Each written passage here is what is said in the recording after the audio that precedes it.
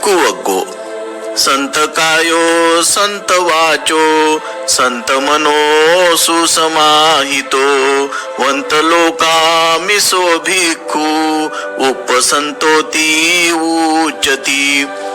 ज्याची काया, ज्याची वाचा आणि ज्याचे मन शांत आहे, जो उत्तम समाधानी आहे आणि ज्याने लोकामिशे ओकून टाकलेली आहेत, अशा भिक्षूला उपशांत असे म्हणतात.